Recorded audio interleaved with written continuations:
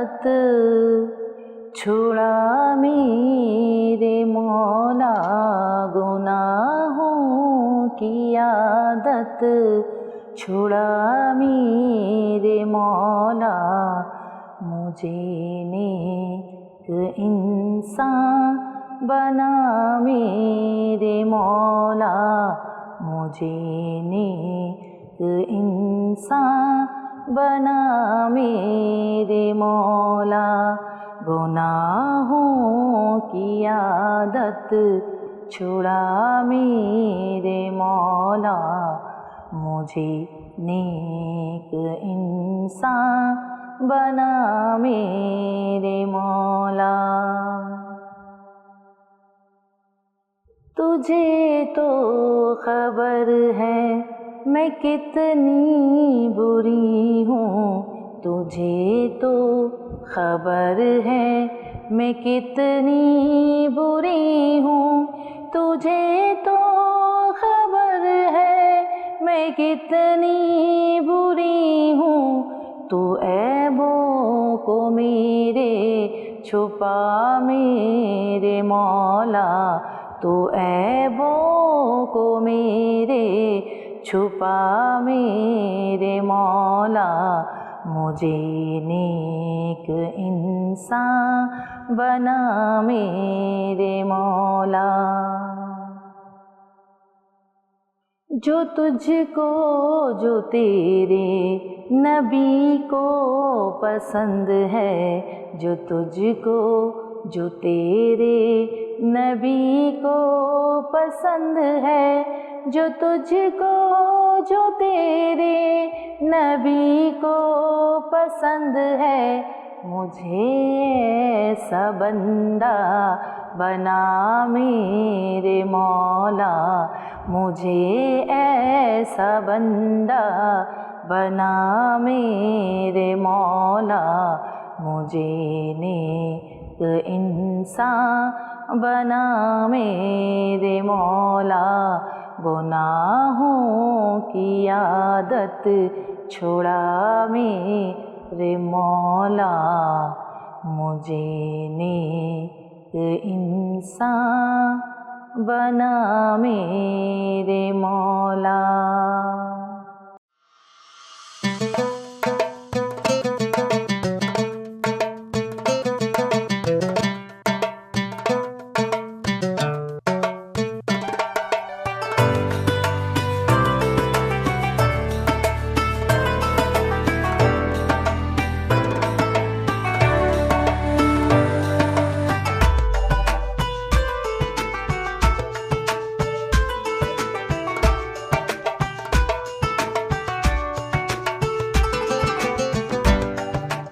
السلام علیکم ناظرین، میں ہوں آپ کی ہوسٹ ظفر عاصم۔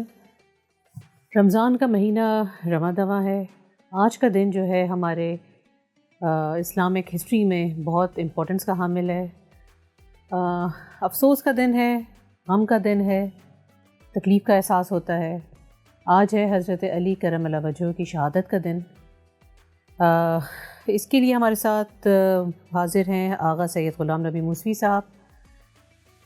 جی آغا صاحب، تکلیف ہوتی ہے سوچ کر بھی، آج بھی بہت بڑا نام مولا علی کا، بہت بڑا رتبہ مولا علی کا، اور آج کے دن ان کی شہادت ہوئی، اس کے بارے میں آپ۔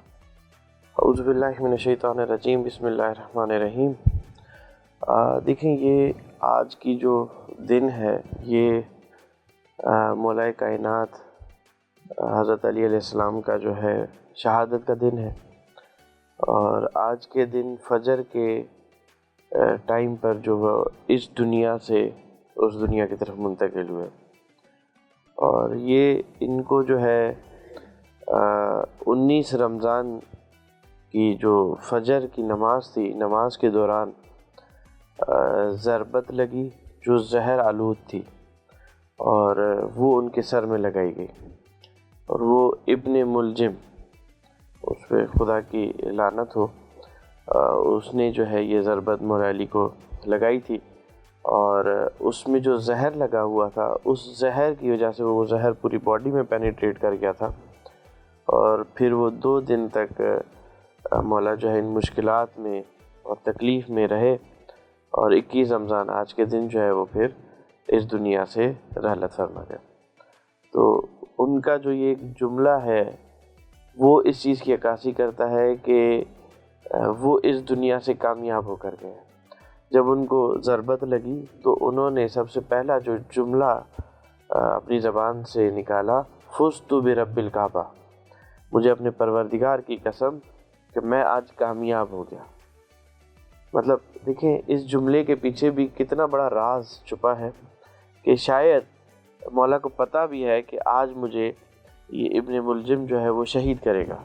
اور جب وہ مسجد میں داخل ہوئے ہیں تو ابن ملجم سو رہا تھا، مولا نے اس کو اٹھایا ہے، جگایا ہے کہ فجر کا ٹائم ہو رہا ہے، اٹھو اور نماز پڑھو۔ مطلب اپنے دشمن کو بھی یہ تلقین دے رہے ہیں، جبکہ پتہ تھا یہ میرا دشمن ہے۔ چاہتے تو اس کو پکڑ سکتے تھے، گرفتار کروا سکتے تھے، کیونکہ حکومت وقت تھی ان کے پاس، وہ حاکم تھے، وہاں کے خلیفہ تھے اس وقت، لیکن انہوں نے جب تک اس نے یہ عمل انجام نہیں دیا تب تک اس کو کوئی سزا نہیں دی۔ اور سزا کے لیے بھی کیونکہ ان کی اگر پوری مولا کائنات کی زندگی کا اگر دیکھیں سارا نچوڑ تو عدل، انصاف، مدد، فلاح و بہبود کے لیے انہوں نے ساری زندگی اپنا کام کرتے رہے۔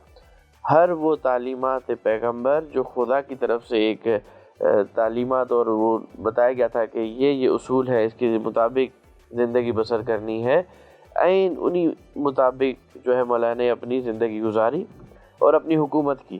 اس حکومت میں عدل ہمیشہ اگر آپ دیکھیں تو عدل کا جو ہے وہ اس سے بڑی مثال کہیں نہیں کہ مولا کے پاس عدل کے علاوہ کوئی اور چیز نہیں ہوتی تھی۔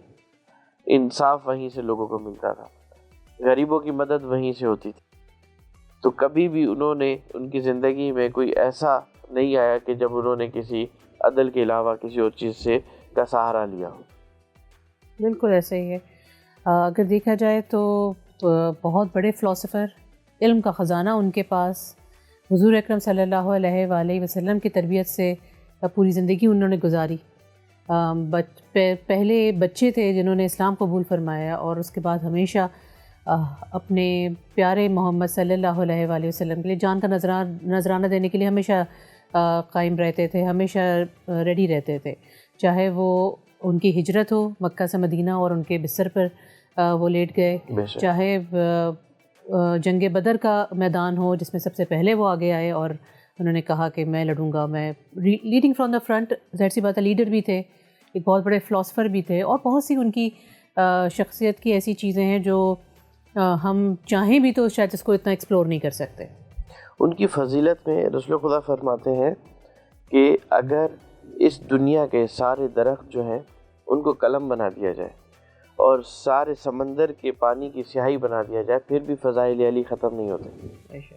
مطلب اگر آپ جس بھی فیلڈ میں جائیں، جس بھی منطقے کی طرف دیکھیں تو مولا کے فضائل ہر جگہ آپ کو مل رہے ہیں۔ آپ کی زندگی کے ہر ایک اصول پہ اگر آپ دیکھیں تو مولا نے کچھ نہ کچھ بتایا ہوا ہے کہ آپ اپنی زندگی کو اس طریقے سے بسر کریں تو خوشگوار اور معاملات بہترین چلیں گے۔ تو اتنے بڑے فلاسفر اور یہ ساری چیزیں، لیکن وہ یہ کہتے رہے دنیا سے کہ مجھ سے پوچھ لو، میں آج تمہارے درمیان ہوں۔ سلونی کی وہ جو ہے مصداق تھے، یہ دعویٰ کسی اور نے نہیں کیا تھا کہ مجھ سے پوچھو جو بھی اس دنیا کا علم ہے میں تمہیں اس کا جواب دوں گا۔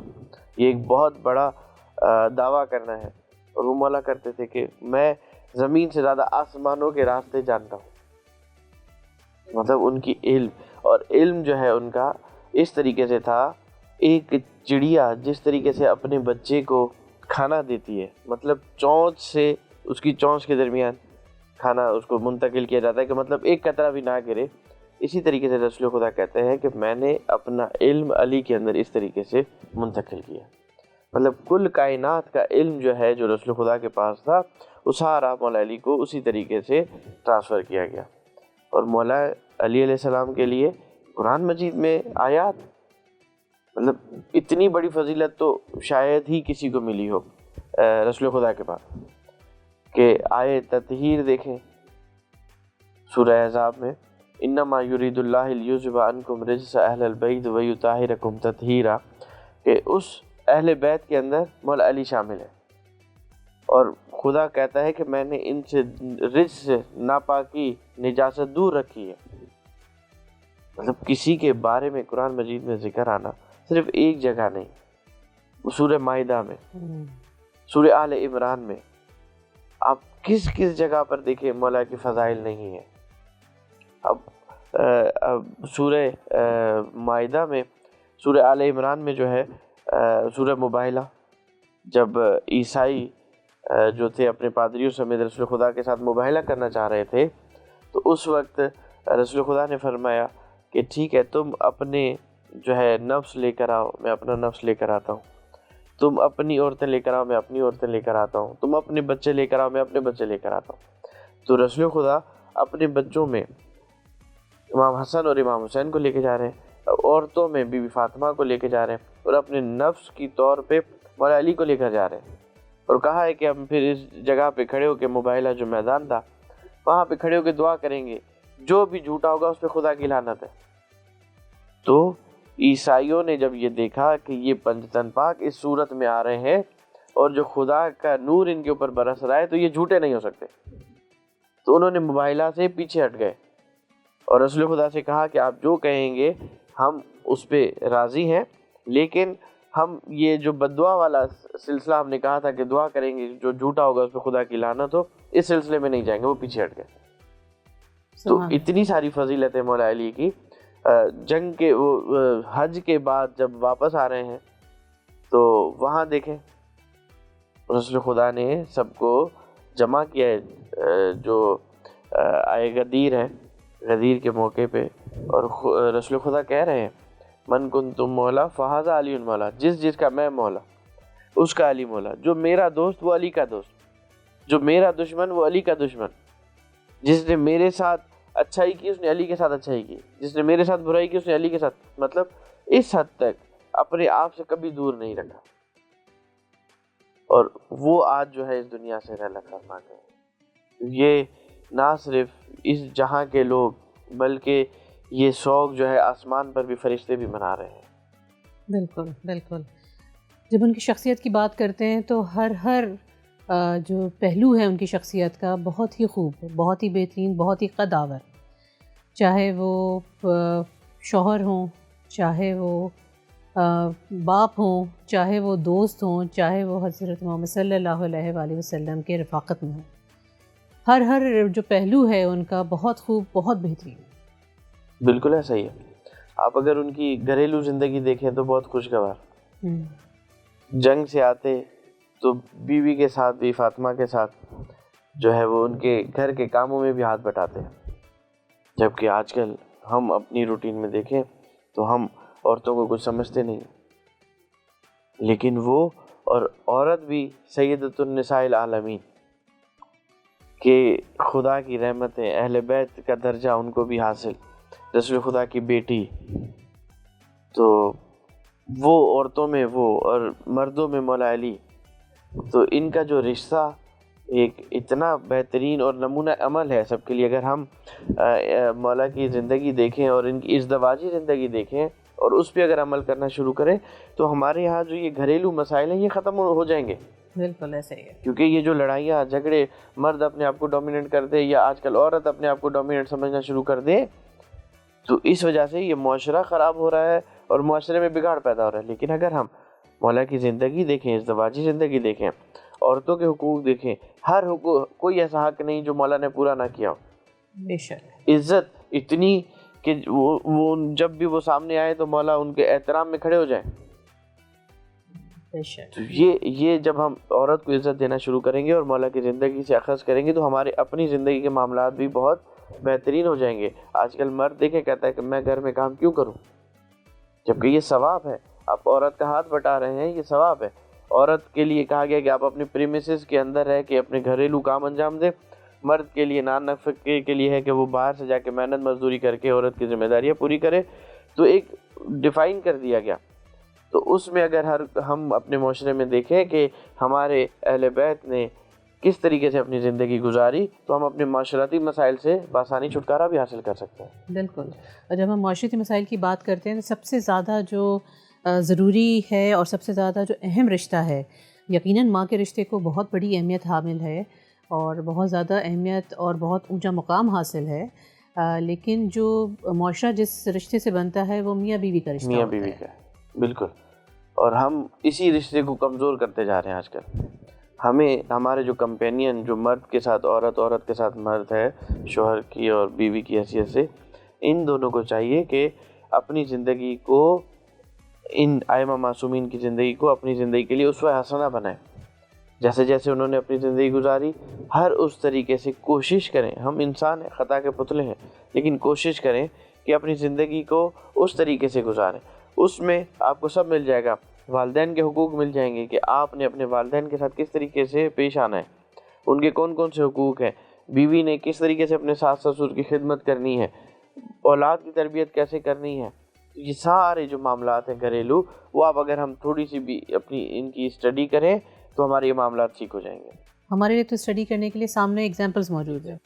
ایگزامپلس موجود ہیں. ہمارے حضور اکرم صلی اللہ علیہ وآلہ وسلم کی تمام حیات جو ہے اور تمام ان کی جو بیگمات کے ساتھ جو ان کی ڈیلنگ تھی وہ بہت ہمارے سامنے مشعل راہ ہے.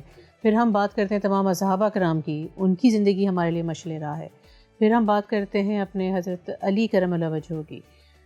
وہ تو اتنی خوبصورت بیوی کے ساتھ اور اتنے خوبصورت بچوں کے ساتھ بھی، جبکہ اللہ نے ان کی بیگم کو تو جنت کی نوید دے دی تھی، تب بھی ان کا جو رویہ تھا اور جو ان کی زندگی تھی، حالانکہ بہت مشکل میں گزارتے تھے لیکن محبت اور ایک دوسرے کے ساتھ ہم آہنگی کے ساتھ گزارتے تھے. اب دیکھیں نا، اب جنت اگر دیکھی جائے تو وہ ان کے لیے خلق کی گئی.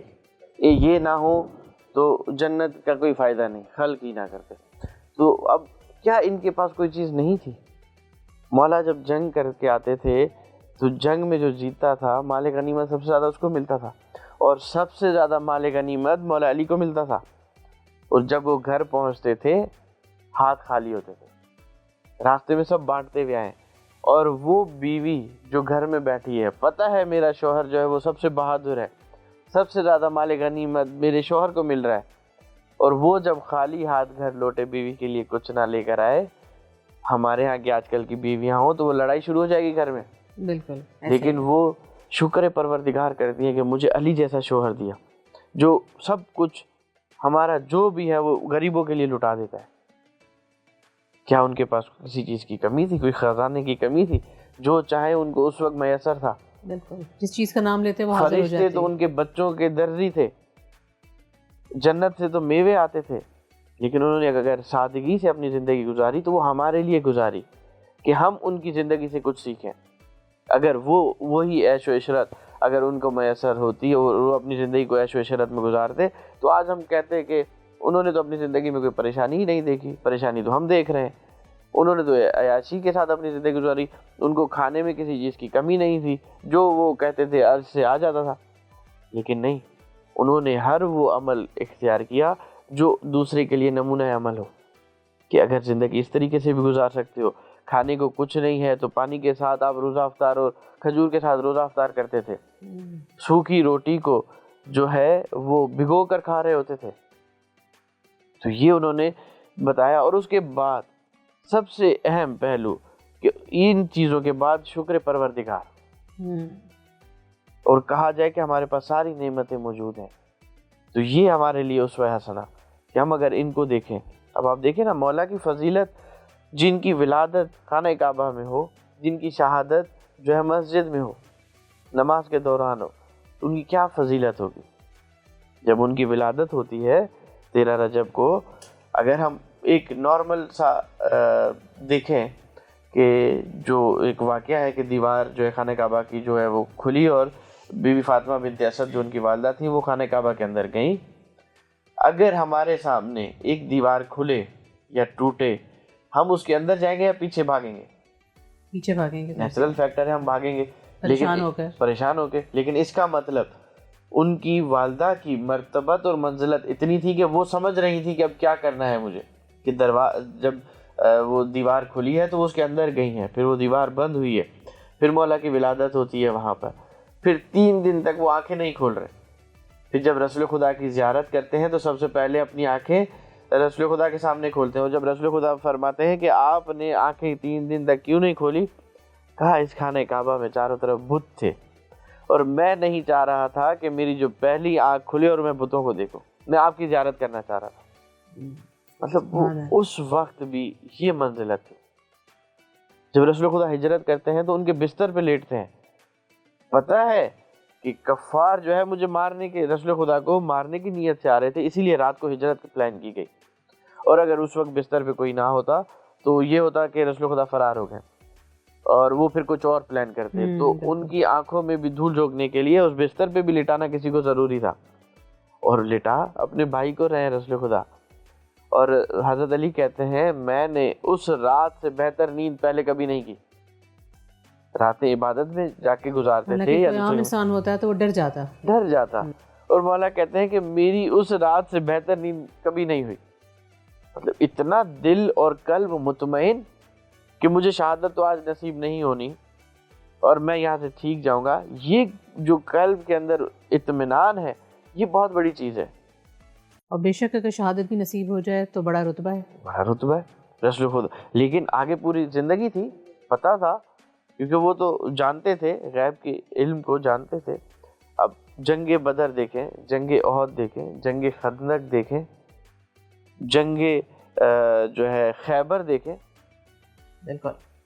تو یہ اب یہاں پر ان کی زندگی کو دیکھا جائے, جنگ خیبر میں وہ دروازہ جو 40 لوگ مل کے نہیں کھول پاتے تھے وہ انہوں نے 2 انگلیوں سے اکھاڑا, اور وہ آج تک جو ہے خلا میں ہے کہ واپسی اس کی ہوئی نہیں اس دروازے کی. اور وہی شخص کھیتوں کے بیچ میں بیٹھ کے دھوپ میں وہ سوکھی روٹی کو اپنے گھٹنے سے توڑ کے کھا رہا ہے. اگر ہم ان کی زندگی دیکھیں تو اس طریقے کی انہوں نے زندگی گزاری ہے. کھیتی باڑی کر کے, محنت مزدوری کر کے اپنی زندگی کا گزر بسر کیا ہے. کیا کسی چیز کی کمی تھی؟ اگر وہ مال غنیمت ہی جمع رکھتے تو اتنا مال غنیمت تھا کہ ساری زندگی بیٹھ کے کھا رہے ہوتے. لیکن ایک چیز اپنے لیے نہیں رکھی. ایک جنگ سے جب واپس آ رہے تھے تو اس میں بہت سارا مال غنیمت ملا تھا. اس میں سے ایک چادر جو ہے وہ انہوں نے سائڈ پہ کر دی کہ یہ میں بیوی فاطمہ کے لیے ہدیہ لے کے جاؤں گا, اپنی بیگم کے لیے. جب وہ دروازے پر پہنچے, باقی تو سب بانٹتے آئے, دروازے پر اب وہ آخری چادر بچی تھی اور وہی دینی تھی. جب دروازہ کھٹکھٹایا, کھولنے سے پہلے ایک ساحل آ گئی اور اس نے کہا کچھ ہے تو مجھے دے دو. تو وہ جو چادر تھی وہ بھی اس کو ہدیہ کر دی. مطلب سخاوت دیکھیں آپ, اس سے زیادہ سخاوت کیا؟ اگر ہم کہیں کہ یار نہیں یہ تو میں اپنے دل سے لے کر آیا ہوں اپنی بیگم کے لیے تو میں دوں گا ہی نہیں, کچھ اور چیز چاہیے تو لے لو, لیکن نہیں. اور جب وہ یہ سلسلہ بھی فاطمہ دیکھتی ہیں تو سجدہ شکر ادا کرتی ہیں. تو ہم ان کے ماننے والے ہیں. ہمیں چاہیے کہ ہم اپنی زندگی کو انہی کے طرز عمل پہ بسر کریں تاکہ ہم اپنی دنیا اور آخرت کو بہتر بنا سکیں. بے شک بے شک. بہت بہت شکریہ آغا صاحب آپ کا. یقیناً آج کا دن جو ہے ہم سب کے لیے ذرا بھاری ہوتا ہے. بالکل. اور ہم سب کے دل جو ہیں دکھے ہوتے ہیں, ہم سب کے جو ہاتھ ہیں وہ دعاؤں کے لیے اٹھے ہوتے ہیں. جی ناظرین, ابھی چلتے ہیں ہم بریک کی طرف, اور بریک کے بعد واپس آئیں گے ایک اپنے مہمان کے ساتھ ہمارے سیگمنٹ مہمان رمضان میں. اسٹے ٹیونڈ ود اس.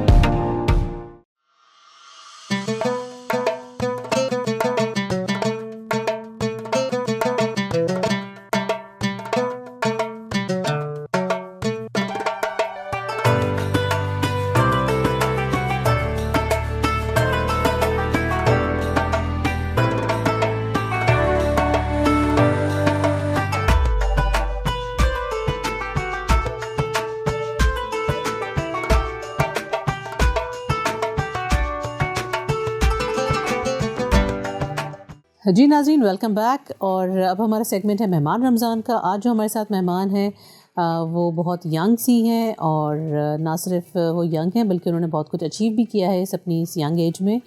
تو آئیے جانتے ہیں اپنی مہمان سے, زوہا عاصم. السلام علیکم. وعلیکم السلام زوہا.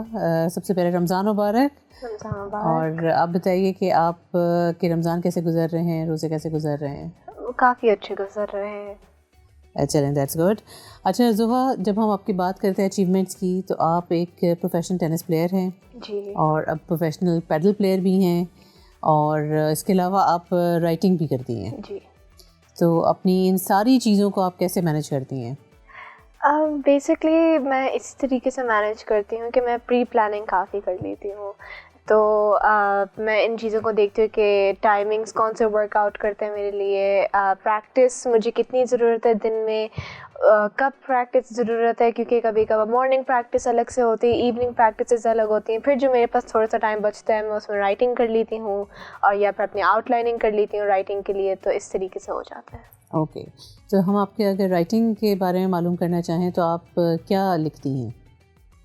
تو بیسکلی میں ابھی اپنے فرسٹ فکشنل ناول کے اوپر کام کر رہی ہوں, my debut novel. It's about a murder mystery story. تو اس میں ابھی بھی کافی کام جا رہا ہے اس کے اوپر, لیکن it's early days right now. تو ابھی انشاءاللہ نیوز آئے گی اس کے بارے میں. Very good. We hope to see good novel soon. But اس کے علاوہ جو ہے رائٹنگ کا ایکسپیرینس آپ کا کیا ہے؟ تو on the corporate side as well میں نے ڈیجیٹل مارکیٹنگ میں بھی کافی کام کیا ہے. I been a copywriter for about 3 years now. تو working with brands and collaborating with them to make their branding as good and cohesive as possible. So that is what I have been doing. So that's social media related. لیکن اگر ہم آپ کے جو bio میں لکھا ہے کہ آپ کی 2 books بھی پبلش ہو چکی ہیں, جی, اس کے بارے میں بتائیے. تو those books are ghost written. تو اس میں اس کا مطلب یہی ہوتا ہے کہ وہ میرے نام پہ نہیں ہوگا لیکن لکھا میں نہیں ہے. تو ماشاء اللہ 2 بکس ہیں میرے پاس جو امیزون اور بارنس اینڈ نوبل میں پبلش ہو چکی ہیں. ریویوز بھی اس کے کافی اچھے آ چکے ہیں, تو اٹس اے گڈ فیلنگ. چلو that's good. So tell us about your tennis journey. تو بیسکلی میرا ٹینس کا جرنی اس طریقے سے شروع ہوا تھا کہ میں گھر پہ 9 سال کی بچی تھی, تو my parents they got me a tennis toy set. تو اس میں کافی کھیلتی تھی اس میں. تو میری جو امی ہیں انہوں نے دیکھا ہوگا, اور پھر ایک نیئر بائی ٹینس اکیڈمی میں مجھے انرول کیا. پھر دا ریسٹ از ہسٹری. اب آج جا کر I have been tennis player representing Pakistan on international levels. Nationally بھی میں نے انڈر 18 کی چیمپئن رہی ہوں, and I been in the top 10 women's ranking as well. So it's been great feeling with 2 times ATF wins, ITF finals. It's been great. Alhamdulillah. That's good. اور آپ کا جو پیڈل جو نیا سینسیشن آیا ہے, yes. یہ آپ کو کیسا لگ رہا ہے؟ It's a very good sport. It's a lot energetic than I expected it to be. کیا کہتے ہیں, ٹینس اینڈ اسکواش کا مکس ہے, تو اس میں کافی ایلیمنٹس ہوتے ہیں اس میں جس میں that I am familiar with. تو ٹینس پلیئرس کو پیڈل پہ اڈیپٹ کرنا کافی آسان ہو جاتا ہے, لیکن پیڈل پلیئرس کو ٹینس میں اڈیپٹ کرنا بہت مشکل ہو جاتا ہے, which says a lot about skill and the fitness levels کے. ان دونوں اسپورٹس میں کافی ڈفرینس آ جاتا ہے. لیکن یو کین سی کہ as a new emerging sport in Pakistan and a sport that is available for everyone, it's quite a good sport. Okay, so you are the only tennis paddle coach in Karachi یا in Pakistan بھی ہم کہہ سکتے ہیں؟ No, there are many, لیکن I can say کہ I am one of the very few female coaches around here. Okay, چلیں, تو کیسا لگتا ہے کوچ کرنا؟ کوچنگ کافی ڈفرینٹ ایکسپیرئنس ہوتا ہے, اسپیشلی مطلب بینگ دا پلیئر یا بینگ دا کوچ, کس کو آپ زیادہ پریفر کرتی ہیں؟ obviously میں پلیئر پہ ہی جاؤں گی. مجھے جو you like that adrenaline touch. Yes exactly. جو مجھے فیلنگس ملتی ہیں جب میں پوائنٹ جیتتی ہوں, اور جب میں اسٹریٹجائز کر کے ایک پوائنٹ کو نکالتی ہوں and I get that celebration, تو اس کی فیلنگ تو بہت الگ ہوتی ہے. نائس. تو اس کے علاوہ جو ہے آپ کا, ہم دیکھ رہے ہیں کہ آپ اے آئی میں بھی اپنا انڈر گریڈ کر رہی ہیں. جی. سو ان تمام فیلڈ سے بالکل ہٹ کر اے آئی کیوں؟ ویل مجھے کمپیوٹرز کا شوق تو بچپن سے ہی تھا. تو جب میرے ٹینس کے کریئر میں ایک تھوڑا سا گیپ آیا تھا تو میں سوچ رہی تھی کہ میں اپنا انڈر گریڈ کس چیز میں لوں, اور اس وقت اے آئی کا نام کافی مشہور ہو رہا تھا, ہر جگہ میں جا رہی تھی تو اے آئی, اب تو چیٹ جی پی ٹی اور ڈیپ سیک بھی آ چکا ہے. تو اس کی وجہ سے میں نے سوچا کہ کمپیوٹرز کا نالج اور شوق تو آلریڈی تھا, تو why not go for A I. Okay, so کیسا رہا اب تک آپ کا ایکسپیرینس اے آئی میں؟ ویل جس یونیورسٹی میں میں ہوں they've managed to keep my interest, so it's going really well. Okay, so آپ اپنا فیوچر کس میں دیکھ رہی ہیں, ٹینس یا ایز اے رائٹر یا A I professional? Why not all three? کافی ڈائیورس ہو جائے گا. تو آپ کو اگر پرائیورٹائز کرنے کو کہا جائے تو آپ کس چیز کو پرائیورٹائز کریں گے؟ well میں ابھی اس وقت تو نہیں بتا سکتی آپ کو, ابھی I am keeping all of my options and opportunities open. جب ٹائم آئے گا تو میرے لیے انشاءاللہ راستے بن جائیں گے. رمضان کا مہینہ ہے تو دعا تو کرتے ہی رہتے ہیں. بالکل بالکل. تو بس انشاءاللہ جو بھی حق میں بہتری ہے اور جو اپرچونیٹیز میرے لیے فیوچر میں کھلیں گی وہی پھر ہوگا. رائٹ. سو آپ کا ٹینس میں انسپریشن کون ہے؟ Well, my favorite player in tennis is Novak Djokovic. ان کے ایکسپیرینسز اور جو ایکسپیرینسز میں نے بھی خود ایکسپیرینس کیا ہے, تو خیر ان کے لیول میں تو کافی انکریزڈ اور یو کین سے اسٹیکس زیادہ ہوتا ہے, لیکن ایٹ دا سیم ٹائم جس طریقے سے نوواک نے اپنے ہرڈلس کو مینیج کیا ہے, I felt the same way and I am more inspired by him. اچھا, جب ہم ٹینس کی بات کرتے ہیں تو ٹینس میں جو ہے خاصی ایجلٹی کی بھی ضرورت ہوتی ہے, اور خاصی جو ہے آپ کو اپنی فٹنس پہ بہت زیادہ کام کرنا ہوتا ہے. تو آپ اپنی فٹنس رجیم کو کس طرح سے مینیج کرتی ہیں؟ فرسٹ آف آل فٹنس رجیم کا ایک مطلب نہیں ہوتا ہے, کافی چیزیں اس میں انوالو ہوتی ہے. ڈائٹ ہوتا ہے, slip, hydration levels and your physical training on and off the court, inside and outside of the gym. ہر چیز میٹر کرتا ہے. تو fitness is a complete discipline چاہیے آپ کو. Yes, fitness is a life style.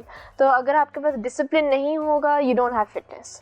ٹھیک ہے, تو ان چیزوں کو دیکھ کر I manage my lifestyle, I manage what I am eating, how I am eating, کب سو رہی ہوں کب نہیں سو رہی ہوں, تو اس چیز کو دیکھنا ہوں. اوکے, تو جب آپ ڈائٹ کی بات کر رہی ہیں تو ایسی کون سی ڈائٹ ہے جس کو آپ فالو کرتی ہیں؟ ویل ابھی فی الحال کیٹو ڈائٹس بہت اچھے ہوتے ہیں, پروٹین بیسڈ ڈائٹس بہت اچھے ہوتے ہیں. موسٹ امپورٹنٹلی ابھی فی الحال کیلری ڈیفیسٹس میں جانا ضروری ہوتے ہیں. If you willing to burn, if you willing to lose fat and you want to build muscle, to protein and calorie deficits, portion control, intermittent fasting obviously. رمضان ہے تو آلریڈی لوگ فاسٹنگ کے اس میں ہوتے ہیں, بٹ اٹ ہیز شون کہ body پہ بہت اچھے بینیفٹس ہوتے ہیں. تو رمضان کی جب ہم بات کر رہے ہیں تو رمضان میں ہمارے یہاں تو جی سارے فرائیڈ آئٹمز ہوتے ہیں, سویٹ آئٹمز ہوتے ہیں افطاری پہ. تو آپ کس طرح سے اپنی افطار مینیج کرتی ہیں؟ میں اپنا افطار پہلے پانی اور کھجور سے ہی شروع کرتی ہوں, کیونکہ جو الیکٹرولائٹس یا مجھے شوگر کی جو نیڈ ہوتی ہے وہ مجھے مل جائے. پورا دن گزر جاتا ہے, کچھ کھایا نہیں ہے, کچھ پیا نہیں ہے, تو باڈی کافی ڈاؤن ہوتی ہے. تو اس کے ساتھ پھر اگر مجھے کوئی ایکسٹرا الیکٹرولائٹس کی ضرورت ہوتی ہے تو وہ پھر میں لے لیتی ہوں, ورنہ پھر ایک بہت بڑا سا فروٹ بول اور کھجور بھی کم از کم ایٹ لیسٹ 2 یا 3 تو کھانے چاہیے مجھے. اس کے بعد پھر میں نماز پڑھتی ہوں, تھوڑا سا ڈائجسٹ ہو جائے, پھر میں کھانا کھاتی ہوں. اچھا, تو آپ فرائیڈ آئٹمس کو اوائڈ کرتی ہیں؟ اوائڈ نہیں, میں یہ انکریج نہیں کرنا چاہتی ہوں. فرائیڈ آئٹمس ویسے بھی دیر ناٹ, یو کین سے بالکل اس کو زیرو نہیں کرنا چاہیے, لیکن آہستہ آہستہ آئی بلیو کہ تھوڑا سا ڈائجسٹ ہونے دیں کھانا کو, کچھ اور کھا لیں, have some fibre, have some good fruits. اس کے بعد پھر آپ فرائیڈ آئٹمس تھوڑے سے کھا لیں, تو ویسے بھی اتنی گنجائش ہوتی نہیں ہے, تو it's fine to move on. So اگر ہم آپ سے کہیں کہ جی ہمارے جو بچے ٹینس کھیلنا چاہتے ہیں یا اپنے پروفیشن بنانا چاہتے ہیں اس کو, تو آپ ان کو کیا ایڈوائس کریں گی؟ سب سے پہلے میں یہی ایڈوائز کروں گی کہ ڈو یور ریسرچ. ٹھیک ہے. Before going to your parents, before going to anyone, do your research. آپ دیکھیں گے if this is what you really want to do, آپ کی فیوچر اگر اسی میں ہی ہوگی تو how will it be like. تو اس میں پھر ہوتا ہے کہ ڈو یور ریسرچ. آپ اپنے فیوچر میں اگر اس چیز کو رکھنا چاہتے ہیں تو is it a viable path for you, یہ چیز آپ کے لیے صحیح ہوگی یا نہیں ہوگی, آپ پوری زندگی کرنا چاہیں گے. پھر آپ جائیں اپنے ماں باپ کے پاس, اپنے گارڈینس کے پاس, اور آپ ان سے بات کریں. And the one thing I say it's self belief and obviously belief in Allah, کہ جو چیز آپ نے چوز کی ہے آپ اس پہ قائم رہیں اور اس پہ آگے چلیں. رائٹ. اور یہاں پاکستان میں کیا رجحان دیکھتی ہیں, کیونکہ یہاں پر جو سب سے کامن اسپورٹ جو ہے جو ہر کوئی کھیلتا ہے اور کھیلنا چاہتا ہے وہ کرکٹ ہے. جی. تو یہاں پر ٹینس کا کیا اسکوپ ہے اور آپ کیا دیکھتی ہیں اس کا فیوچر؟ کرکٹ پاکستان میں تو کافی بڑا ہے, اتنا بڑا ہے کہ وہ سارے اسپورٹس کو کور کر لیتا ہے. کہ مطلب لوگ کو جو اگر اسپورٹس دیکھنا ہوتا ہے تو کرکٹ ہی ہمارے لیے کافی ہوتا ہے. ٹینس جو ہے وہ کافی بہتر ہو رہا ہے, especially the Pakistan tennis federation جو ہے سام الحق اب پریزیڈنٹ بن چکے ہیں. He is working very hard کہ ٹینس کا نام اور ٹینس کی جو چیزیں ہیں وہ پاکستان میں اور بڑھیں. New facilities, connections and other stuff جو پلیئرس کو ضرورت ہے, کوچنگ, ایوری تھنگ, وہ کوشش کر رہے ہیں. تو I am seeing a bright place in for Pakistan in tennis. لیکن اسٹل وی ہوپ کہ اور جلدی سے بڑھے, کیونکہ سپورٹ بھی زیادہ ملے کہ ہمارے پلیئرز آگے جا کر باہر بھی کھیلیں. بالکل. تو باہر تو ہمارے پلیئرز یقیناً جاتے ہوں گے اور پرفارم بھی کرتے ہیں, بہت اچھا پرفارم کر کے آتے ہیں, بٹ ہم چاہتے ہیں کہ ہمارے یہاں زیادہ سے زیادہ نمبر آف پلیئرز ہوں. اور ابھی تو ہمیں ایک اور بھی خوشخبری سننے کو مل رہی ہے کہ جو نیشنل گیمز کراچی میں ہونے والے ہیں. جی جی. تو بڑے عرصے کے بعد ہم نیشنل گیمز کو کراچی میں دیکھ رہے ہیں. تو انشاءاللہ we hope to see some good tennis around.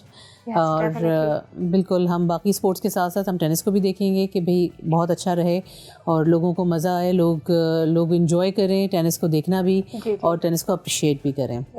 تو thank you so much Zoha for coming over. آپ نے اپنا ٹائم نکالا, اور رمضان میں خاص طور سے آپ کا ٹائم خاصا ٹف ہوتا ہے, بٹ آپ نے ہمارے لیے ٹائم نکالا. تھینک یو سو مچ. جی ناظرین, اب ہم چلتے ہیں اپنے بریک کی طرف اور واپس آئیں گے اور دیکھیں گے کہ ہمارے کچن میں کیا بن رہا ہے. جی ناظرین, ویلکم بیک. اور اب ہم چلتے ہیں اپنے کچن میں, دیکھتے ہیں آج ہمارے شیف ہمارے لیے کیا پریپیئر کر رہے ہیں.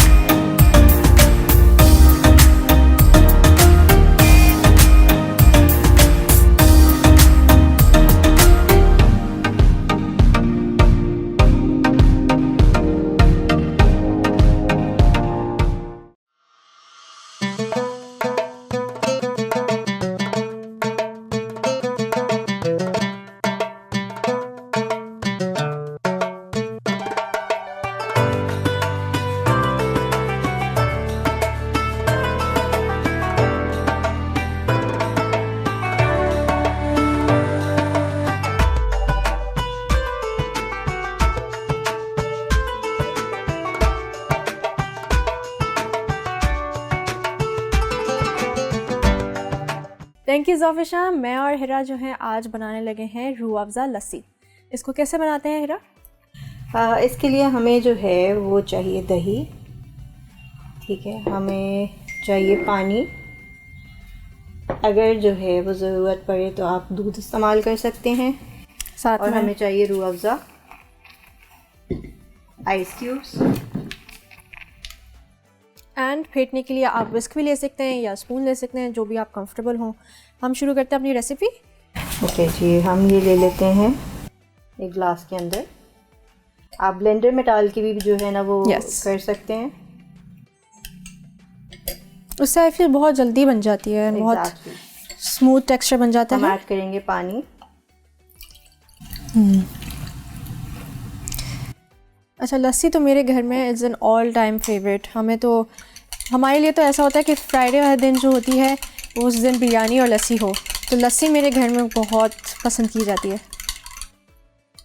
اس کے ساتھ ساتھ ہی آپ جو ہے نا روح افزا بھی ڈال دو تاکہ وہ اچھے طریقے سے جو ہے وہ بلینڈ ہو جائے. چلو صحیح. ہمارے پاس ہے روح افزا. کیونکہ روح افزا ڈال رہے ہیں تو ہم ایڈڈ شوگر یا پھر کوئی ایسی چیز نہیں ڈال رہے کیونکہ یہ آلریڈی بہت میٹھا ہوتا ہے. چلیں دیکھتے ہیں. دس از انف. روح افزا آپ اپنے ٹیسٹ کے حساب سے ایڈ کر سکتے ہیں. میں جب تک برف ڈال دوں, آپ گلاس میں برف ڈال دیں, بالکل ڈال دیں. کین یو جسٹ پاس می دا ٹانگ. Thank you. G,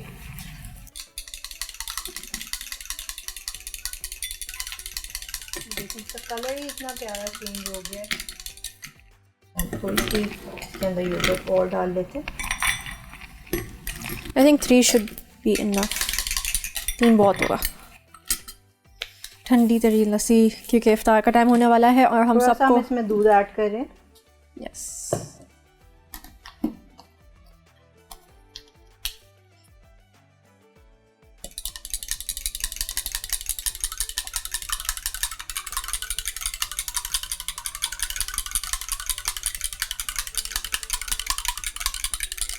looks so good.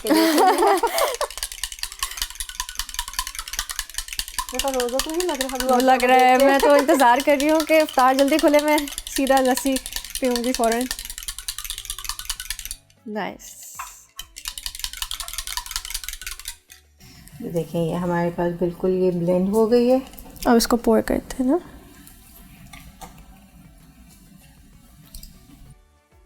Oh nice.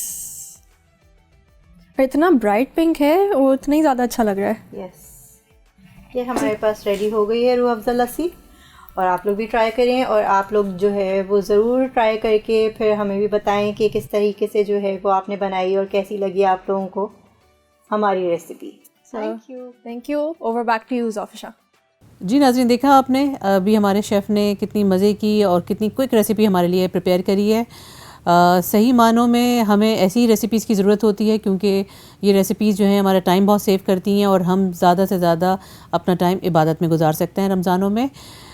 تو دیکھتے رہیے ہمارے ساتھ انعام رمضان. ہم کل پھر انشاءاللہ آتے ہیں ایک نئی ایپیسوڈ کے ساتھ. ہمارے ساتھ جڑے رہنے کا بہت بہت شکریہ. دعا میں یاد رکھیے. اللہ حافظ.